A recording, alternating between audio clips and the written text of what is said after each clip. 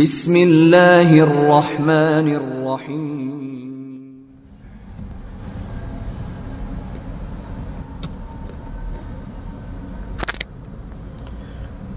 Alhamdulillah, alhamdulillahilladzi an'amana bi ni'matil iman wal islam wa hadana ila siratal mustaqim ila dinil islam wa ma kunna linahtadiya laula an hadana Allah. Asyhadu an la ilaha illallah wahdahu la syarika lah wa asyhadu anna Muhammadan abduhu wa rasuluh. Allahumma shalli wa sallim ala nabiyyina Muhammad wa ala alihi wa sahbihi wa man tabi'ahum bi ihsanin ila yaumil qiyamah. Ya ayyuhal muslimun, usikum wa nafsi bi taqwallah wa ta'atihi faqad fazal muttaqun. Wa qala Allah ta'ala fi kitabil karim, a'udzu billahi minasyaitonir rajim, bismillahirrahmanirrahim. Wa kadzalika ja'alna likulli nabiyyin aduwwan syayatinal insi wal jinni yuhi ba'dhum ila ba'din zukhrufal qawli ghurura. Shadaqallahul azim. Ma'asyiral muslimin, jamaah sidang Jumat rahimakumullah. Kita semua bersyukur pada Allah Subhanahu wa taala sampai hari ini doa kita semua ketika memasuki bulan Rajab yang lalu, Allahumma barik lana fi Rajab wa Sya'ban wa balighna Ramadan, dikabulkan oleh Allah Subhanahu wa taala. Insyaallah kita tetap diberikan keberkahan oleh Allah di bulan Rajab, dan sekarang kita di bulan Sya'ban. Wa balighna Ramadan, dan mudah-mudahan Allah memberikan umur kepada kita semua. Beberapa hari lagi kita akan masuk di bulan yang paling mulia, yaitu bulan Ramadan. Ma'asyiral muslimin rahimakumullah. Allah mengingatkan pada kita dalam surat Al-An'am ayat 112, wa kadzalika ja'alna likulli nabiyyin aduwwan syayatinal insi wal jinni yuhi ba'dhum ila ba'din zukhrufal qawli ghurura. Demikianlah kami jadikan untuk setiap nabi ada musuh. Siapa musuh para nabi itu? Syayatinal insi wal jinni. Musuh utama para nabi itu adalah setan-setan. Setan dari jenis manusia, syayatinal insi, dan setan dari jenis jin, wal jin. Apa pekerjaan, aktivitas para setan, musuh utama para nabi? Yuhi ba'dhum ila ba'din zukhrufal qawli ghurura. Mereka membisikkan kata-kata yang indah, kalimat-kalimat yang menawan, ungkapan-ungkapan, kata-kata yang memukau, konsep-konsep yang mengelirukan, yang dianggap benar. Zukhrufal qaul ghurura, dengan tujuan untuk menipu. Inilah masalah muslimin rahimakumullah. Kita senantiasa diingatkan setiap saat bahwa musuh utama kita untuk mencapai derajat yang paling mulia, yaitu derajat takwa, adalah para setan. Dan setan gak akan pernah berputus asa. Itulah janji iblis ketika diusir dari surga. Wa bi'izzatika la'ughwiyannahum ajma'in. Demi keagunganmu ya Allah, kata iblis, la'ughwiyannahum ajma'in. Aku akan sesatkan manusia itu semuanya. Kita senantiasa berdoa kepada Allah, tunjukkan jalan yang lurus ya Allah, tunjukkan jalan yang lurus. Ihdinas siratal mustaqim, siratal ladzina an'amta 'alaihim, jalan orang-orang yang Kau beri nikmat ya Allah. Pada saat yang sama kita juga berdoa, bukan jalan orang-orang yang Kau murkai ya Allah, dan bukan jalan orang-orang yang sesat. Rasulullah pun berikan panduan pada kita. Al-maghdub, kata Rasulullah SAW, adalah al-Yahud, ad-dallin an-nasara.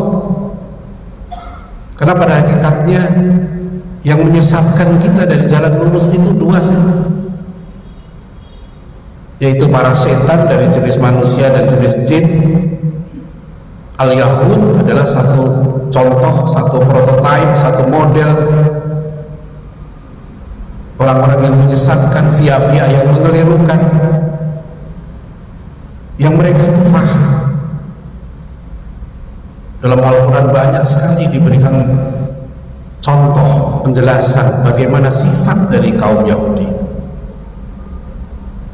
Mereka lah satu kaum yang tidak pernah putus diutus Nabi kepada mereka. Mereka lah yang menerima ayat-ayat Allah, tapi kemudian mereka ubah ayat-ayat Allah itu, mereka rusak ayat-ayat Allah itu, dan kemudian mereka membuat-buat karangan dan diaku sebagai ayat Allah. Dilaknat oleh Allah perilaku mereka, merusak agama Allah, merusak ayat-ayat Allah itu. Fawailul lil ladzina yaktubuna al-kitaba bi aydihim thumma yaquluna hadza min indillah. Mereka menulis-nulis sesuatu, dimasuk-masukkan dalam kitab suci mereka, dan akhirnya kitab mereka itu diakui oleh mereka sendiri, tidak tahu lagi mana yang sebetulnya asli, mana yang tidak. Adapun al-dhalin, masyaallah muslimin rahimakumullah, adalah orang-orang yang memang tersesat. Mereka tidak tahu kalau mereka itu sesat. Dan bahkan secara khusus Rasulullah mengingatkan, kullu mauludin yuladu 'alal fitrah. Setiap anak itu lahir dalam keadaan fitrah, dalam kondisi sebetulnya anak itu sudah mengenal Tuhannya. Fa'abawahu, kedua orang tuanya, kata Rasulullah, yuhawwidanihi, yang menjadikan mereka itu Yahudi, au yunasirani, atau menjadikan mereka Nasrani, au yumajisani, atau menjadikan mereka Majusi. Kedua orang tuanya yang membentuk mereka, mengarahkan mereka, mendidik mereka. Jadi apa anak-anak itu nantinya? Oleh karena itu kita betul-betul diingatkan oleh Rasulullah, la tattabi'anna sunana man kana qablakum. Sungguh, kata Rasulullah, aku khawatir kalian nanti akan mengikuti sunnah-sunnah orang-orang sebelum kalian. Sunnah, tradisi, cara berpikir, cara hidup, pola kehidupan. Tidak langsung ikut mereka, tapi syibran bi syibrin, sedikit demi sedikit, dhira'an bi dhira'in, sejengkal demi sejengkal, sehasta demi sehasta, hatta law dakhalu fi hujri dhabbin, hatta law dakhalu fi juhri dhabbin lataba'tumuhum. Kalau mereka masuk ke lubang biawak sekalipun, kamu ikuti mereka. Sahabat Rasul bertanya, ya Rasulullah, apa mereka itu al-Yahud wa Nasara? Qala faman, siapa lagi kalau bukan mereka?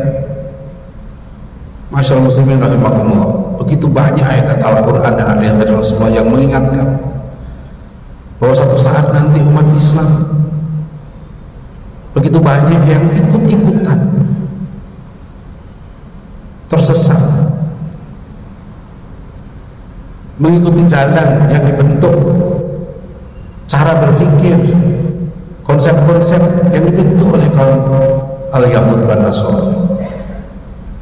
Dan dua kaum inilah yang telah mewujudkan satu peradaban besar sekarang ini, yaitu yang disebut dengan al-Hadar al-Gharbiyah, peradaban barat. Yang peradaban ini sudah sepakat mereka menolak agama dalam kehidupan mereka. Mereka mengalami trauma kehidupan. Trauma pernah dipimpin oleh tokoh-tokoh agama. Dalam perjalanan sejarah mereka kemudian mengatakan bahwa andaikan Tuhan itu ada pun kita harus tolak. Karena gagasan tentang Tuhan, ide tentang Tuhan itu membunuh kebebasan kita. Jadilah mereka satu kaum yang kemudian memuja yang disebut sebagai freedom, liberty, hurriyah. Apa yang dimaksud dengan freedom, liberty, hurriyah? Apa maksudnya? Mereka ingin bebas. Bebas dari apa? Bebas dari Tuhan, bebas dari agama. Mereka mengatakan ini tubuh kami, jangan atur dengan agama, jangan pemerintah campuri tubuh kami, ini kekuasaan kami, jangan agama ikut mengatur, jangan Tuhan ikut campur tangan dalam urusan politik kami, jangan Tuhan ikut campur tangan dalam ekonomi kami, jangan atur keluarga kami, jangan atur harta kami dengan aturan-aturan yang mereka sebutkan adalah itu aturan yang sektarian. Aturan Tuhan, aturan Allah Subhanahu wa taala. Apa artinya mereka? Karena mereka trauma, dalam sejarah mereka dulu mereka pernah diatur oleh Tuhan. Inna masyaallah muslimin rahimakumullah, yang sedang kita hadapi. Bahkan dalam kehidupan, ketika kita diatur, Al-Quran mengatakan, ya ayyuhalladzina amanu kutiba alaikumusiyam kama kutiba alal ladzina min qablikum la'allakum tattaqun. Kita diperintah untuk saum. Apa tujuannya? La'allakum tattaqun. Apa itu takwa? Kata takwa masuk dalam konstitusi kita, resmi dalam pasal 31 Undang-Undang Dasar 45, bahwa pemerintah menyelenggarakan satu sistem pendidikan nasional yang meningkatkan keimanan dan ketakwaan serta akhlak mulia. Resmi, iman, takwa, akhlak mulia masuk dalam konstitusi. Tapi apakah pendidikan kita mewajibkan lulusannya untuk beriman, bertakwa, berakhlak mulia? Apa artinya takwa? Kita puasa, kita tahajud, kita sedekah, kita zakat dan sebagainya. Tapi apakah kita semakin takwa? Apakah kata takwa itu begitu penting sehingga kita ingin banget, kita ingin sekali menjadi orang yang bertakwa? Betulkah kita ingin menjadi orang yang muttaqi? Betulkah Pak Bupati, Wali Kota, Gubernur, Presiden, Menteri mencita-citakan menjadi orang takwa? Kita semua, apakah kita mencita-citakan menjadi orang takwa? Kalau mau jadi takwa, berlaku adil. Wala yajrimannakum syana'anu qaumin ala alla ta'dilu i'dilu huwa aqrabu littaqwa. Begitu banyak perintah Allah supaya kita berlaku adil. Kalau disebut kata adil, apa artinya? Jelas dalam Pancasila, keadilan sosial bagi seluruh rakyat Indonesia. Adil perintah Al-Quran. I'dilu wa aqrabu littaqwa. Berlaku adillah kamu, karena adil itu dekat dengan takwa. Jelas perintah Allah. Tapi apakah kata adil kita faham? Apakah kata takwa kita fahami sehingga menyebabkan kita bergairah, bersemangat untuk menjadi orang yang adil, menjadi orang yang takwa? Seperti semangat seorang untuk menjadi wali kota, menjadi menteri, menjadi gubernur, menjadi presiden. 4 tahun, 3 tahun sebelum pilihan presiden sudah semangat. Sekarang kita mau menjadi orang takwa, dibuka peluang di bulan Ramadan ini. La'allakum tattaqun. Makanya 2 bulan sebelumnya kita sudah berdoa, ya Allah berkahi umur kami di bulan Rajab, ya Allah berkahi hidup kami di bulan Sya'ban, wa balighna Ramadan. Sampaikan umur kami ya Allah sampai bulan Ramadan. Karena ini kesempatan yang luar biasa untuk kita naik derajat kita sebagai manusia. Apa yang terjadi masalah muslimin rahimakumullah? Kenapa anak-anak kita gak semangat? Mungkin kita juga gak terlalu semangat, karena sejak kecil kita sudah kena zukhrufal qaul, kata-kata indah, huru-huru yang menipu. Apa? Sejak kecil kita, anak-anak kita sampai sekarang masih diajarkan yang namanya konsep kemajuan dan kesuksesan. Bahwa maju itu adalah kalau negara kamu ini semakin banyak duitnya. Peta jalan pendidikan nasional kita sekarang tahun 2035, negara kita akan dijadikan negara maju. Apa indikator maju? Income per kapita kita ditarget 11.000 US dollar per tahun. Itu maju. Artinya kalau kamu nggak punya duit, kamu nggak maju. Kalau kamu miskin, kamu nggak maju. Meskipun kamu takwa, dan itu mewarnai hampir seluruh aspek kehidupan kita. Sekolah kita dibilang maju, ditanya berapa jumlah murid. Jumlah muridnya 10, dibilang nggak maju. Jumlah murid kamu berapa? Mahasiswanya berapa? 15. Tutup kampus itu karena tidak layak, karena itu tidak maju. Maju kalau jumlah mahasiswa kamu 2.000. Kampus itu maju kalau mahasiswanya 30.000. Itu maju. Apakah lulusannya beriman, bertakwa, berakhlak mulia? Apakah lulusannya menjadi pejuang-pejuang di jalan Allah? Itu nggak penting. Yang penting maju. Maju itu materi. Maju itu kamu sukses jadi pejabat. Bukan berarti Islam tidak menyuruh kita sukses materi, salah. Islam agama yang adil. Tapi jangan katakan bahwa kalau orang tidak jadi presiden, dia tidak sukses. Jangan katakan kalau pesantren itu muridnya 40 orang, dia tidak maju. Jangan katakan kalau sekolah itu muridnya 20 orang, dia tidak maju. Kalau 20 orang itu menjadi orang-orang yang iman, takwa, akhlak mulia, pejuang di jalan Allah,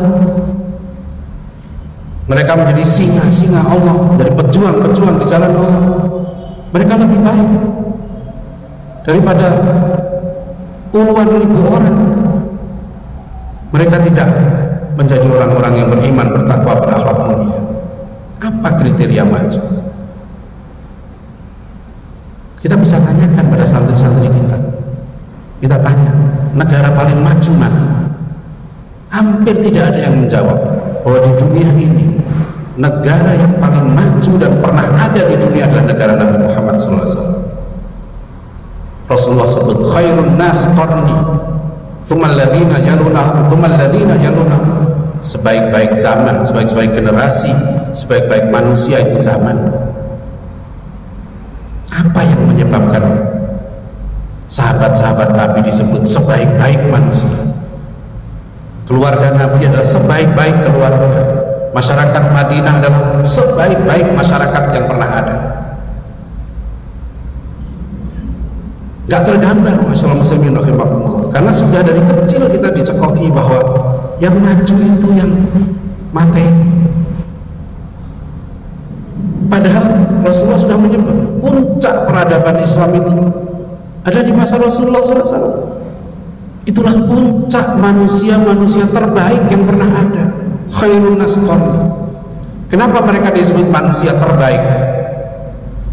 Susunan anatominya sama dengan kita, sarafnya sama dengan kita, darahnya sama dengan kita, jantungnya sama dengan jantung kita. Apa yang menyebabkan mereka dibilang terbaik? Karena mereka dididik dengan pendidikan terbaik. Mereka dididik oleh guru terbaik, Rasulullah SAW. Mereka didik dengan kurikulum terbaik, lahir generasi terbaik. Kapan saja pendidikan Nabi itu diterapkan, lahir ulama-ulama hebat. Kita pernah melahirkan Muhammad Natsir, kita pernah melahirkan Hamka, kita pernah melahirkan Kiai Haji Soleh Iskandar. Kenapa lahir ulama-ulama hebat? Karena pendidikannya benar. Tapi kalau konsep kita salah tentang kemajuan, gambaran kita salah tentang kemajuan, maka kita gak akan pernah sampai pada tujuan itu. Kita gak akan pernah maju, karena selalu kita akan menilai yang maju itu adalah indikatornya materi. Dan kita gak akan pernah melahirkan ulama-ulama hebat lagi, generasi yang terbaik, karena salah kriteria. salah tujuan, apalagi salah niat. Ini yang diingatkan dalam surat Al-An'am 112 tadi. Musuh utama para nabi adalah syayatinal insi wal jinni, yang selalu membisikkan kata-kata yang indah dengan tujuan untuk menipu. Disangka itu unggul, disangka itu sukses, tapi sebenarnya itu bukan yang utama. Betul, dia maju. Kita bersyukur murid kita banyak, santri kita banyak, mahasiswa kita banyak. Tapi ingat, ketika jumlah murid-murid kita semakin banyak, semakin susah kita mendidik.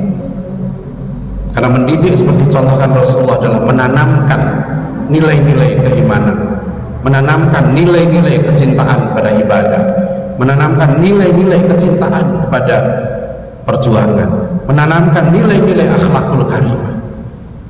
Proses penanaman nilai saat ini semakin susah, karena kita sekarang harus hidup di zaman yang hampir full 100% online. Oleh karena masalah muslimin rahimakumullah, di zaman-zaman seperti ini kita perlu terus melakukan introspeksi, saling tausiah satu dengan yang lain, saling mengingatkan satu dengan yang lain. Jangan sampai kita terbawa arus mudah saling caci maki. Era media sosial sekarang ini luar biasa, mudah sekali membuat sebagian kita kemudian membenci pada sebagian yang lain, menerima informasi yang belum matang, belum dicerna, belum ditabayun, belum ditathabut, langsung disebarluaskan, langsung memberikan penilaian pada sesuatu, dan yang terjadi akhirnya saling caci maki. Tanpa sadar kemudian kita dipecah belah. Rasulullah SAW sudah mengingatkan, idza tasabat ummati saqatat fi ainillah. Jika umatku sudah saling caci maki satu dengan yang lain, jika umatku sudah saling melecehkan, menghina satu dengan yang lain, saqatat fi ainillah, jatuh martabat mereka di hadapan Allah. Oleh karena masyarakat muslimin, marilah kita sekarang ini siapkan diri kita, pikiran kita, hati kita, ilmu kita, untuk betul-betul kita menyambut kedatangan bulan yang agung, bulan yang mulia. Karena itu kesempatan yang luar biasa yang diberikan oleh Allah untuk meningkatkan derajat kita sebagai manusia. Maju yang sebenarnya dalam pandangan Islam adalah maju ketika kita semakin dekat dengan Allah. Kita maju, kita sukses hidup kalau umur kita bertambah, pendidikan kita semakin tinggi, gelar kita bertambah banyak, harta kita semakin banyak, popularitas kita semakin meluas. Kalau semua itu kita raih dan kita semakin dekat dengan Allah, kita semakin takut dengan Allah. Dalam kitab Bidayatul Hidayah, Imam Al-Ghazali menyebutkan salah satu ciri dari ilmu nafi', ilmu yang bermanfaat, adalah ketika kita semakin sadar, semakin tajam basirah kita, mata hati kita untuk mengenali cacat-cacat diri kita sendiri. Ketika kita semakin tahu kelemahan diri kita, kelemahan ibadah kita, itulah kata Imam Al-Ghazali salah satu kriteria kemajuan, bahwa kita mendapatkan ilmu nafi', ilmu yang bermanfaat. Sekali lagi mudah-mudahan ini satu bentuk kesempatan yang disebut sebagai tazkiyatun nafs. Qad aflaha man zakkaha wa qad khaba man dassaha. Inti dari seluruh proses pendidikan ini adalah tazkiyatun nafs. Karena kata Rasulullah, dalam diri kita ada mudghah. Kalau mudghah itu baik, seluruh diri kita akan baik. Kalau mudghah itu rusak, seluruh diri kita akan rusak. Ala wa hiya al-qalb. Mudghah itu adalah al-qalb, hati kita itu.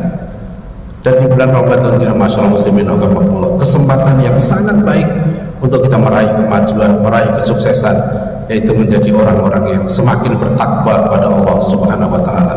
Mudah-mudahan Allah memberikan kesehatan pada kita semua, pada keluarga kita semua, pada jamaah kita semua, dan kita diberikan Allah umur untuk sampai di bulan yang mulia, bulan Ramadan 1443 Hijriah. Barakallahu li wa lakum fil Qur'anil azim wa nafa'ani wa iyyakum bima fihi minal ayati wa dzikril hakim. Aqulu qouli hadza wa astaghfiru innahu huwal ghafurur rahim.